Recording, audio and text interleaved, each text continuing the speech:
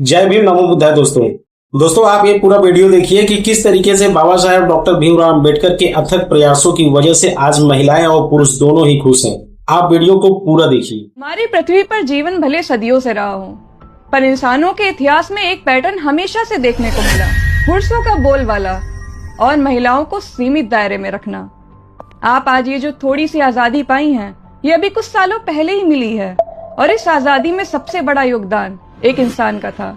उनका नाम है डॉक्टर भीमराव अंबेडकर। अक्सर जब हम डॉक्टर बी.आर. अंबेडकर का नाम लेते हैं तो लोग उन्हें अपनी इमेजिनेशन में एक अनुसूचित जाति के नेता के रूप में देखते हैं, पर अगर डॉक्टर बी.आर. अंबेडकर न होते तो आप आज भी कैद जैसी जिंदगी जी रही होती। जब 1947 में देश आजाद हुआ, तब महिलाओं के पास बहुत सीमित अधिकार थे, पर बाबा साहब चाहते थे कि पुरुष और महिलाओं में बराबरी के अधिकार हो।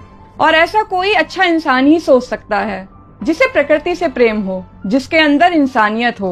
आजादी के पहले हालात ये थे कि सिर्फ बेटों को ही संपत्ति में हिस्सेदार माना जाता था, बेटियों को ये अधिकार नहीं थे। शादी के बाद पति आपको मारे पीटे, आपकी जिंदगी नरक बना दे, फिर भी आपको उसके साथ ही रहना पड़ता था। तलाक का अधिकार भी नहीं था, विधवा महिलाएं दूसरी शादी भी नहीं कर सकती थी।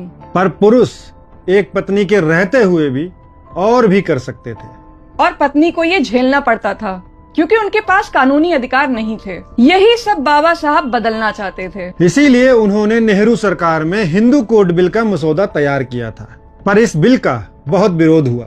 विरोध का कारण था, हमेशा से ताकत पुरुषों ने अपने पास रखी है।